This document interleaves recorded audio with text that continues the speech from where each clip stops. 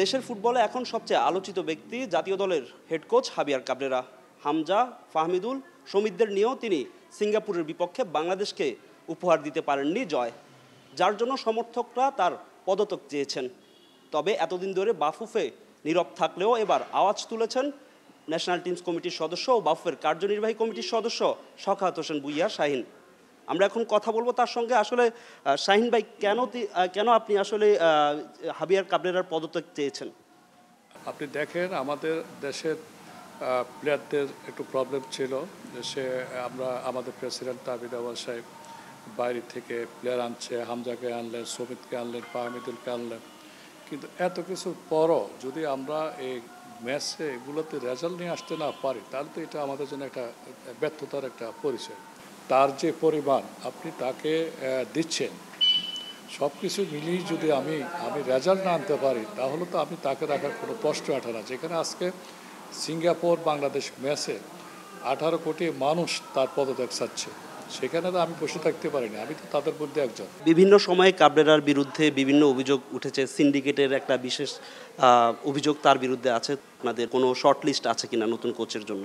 আপনি দেখেন, আমি গত মিটিংয়ে আমাদের ন্যাশনাল টিম কমিটির মিটিং ছিল, সেখানে কিন্তু আমি বলছিলাম যে প্রস্তাব দিয়েছিলাম মাননীয় প্রেসিডেন্ট তাবিদ আওয়াল সাহেবকে, আপনি ন্যাশনাল টিমকে শুধু কোচের উপর ডিপেন্ডেন্ট হয়ে চলবে না, আমরা একটা প্লেয়ার সিলেকশন কমিটি করি, যারা খেলা দেখে ইসির থেকে হোক বাড়ির থেকে হোক, তাদের কোচ এবং তারা মিলে টিমটা করলে ভালো হয়। আপনারা যে প্রবলেমটা আছে সেটা হলো, সে দীর্ঘদিন এই কোচিং সেক্টরে কাজ করাতে সে যখন একটা টিম করে, এক সপ্তাহ আগে আসে একটা টিম ডাকে, তার ও যে মুখস্থ করা, ও মুখস্থ করা প্লেয়ারগুলো আর এনে ওদের থেকে সে ম্যাচ খেলে।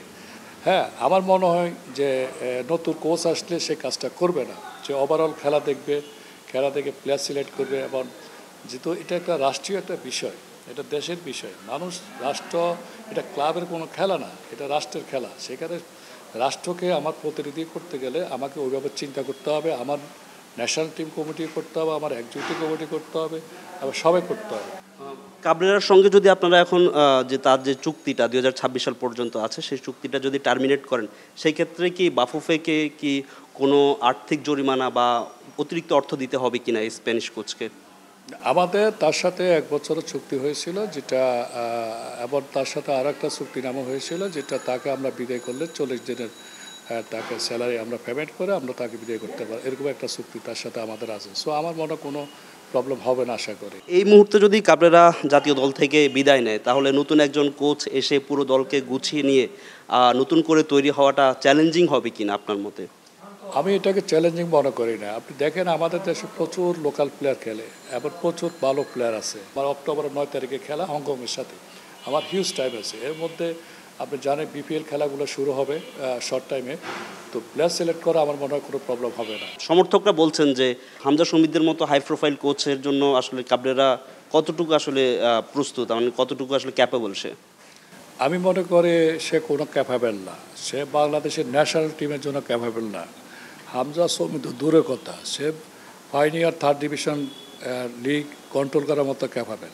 আজকে 3 বছর 3.5 বছর আমাকে একটা ম্যাচের রেজাল্ট দিতে পারেনি। তার চেঞ্জিং এবং তার 11 সিলেকশন সব কিছু মিলেছিল, আমি মনে করি সে একটা অযোগ্য, এবং তার টিম রেজাল্ট আনার মতো কোনো যোগ্যতা নেই।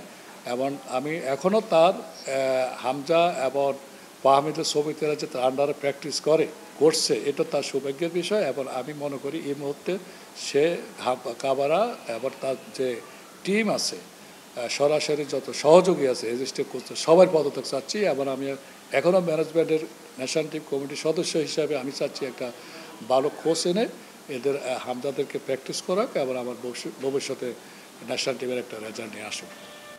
ধন্যবাদ আপনাকে আমাদেরকে সময় দেওয়ার জন্য। কথা বলছিলাম বাফুফের ন্যাশনাল টিমস কমিটির সদস্য শওকত হোসেন ভূঁইয়া শাহিনের সঙ্গে। আসলে তিনি বলছিলেন যে জাতীয় দলের যেই সফলতা সেটি পেতে হলে যেই কোচ রয়েছেন বর্তমানে হাবিয়ার কাবরেরা, তাকে অবশ্যই পদত্যাগ করতে হবে। ফাহিম ইসলাম, সময় সংবাদ, ঢাকা।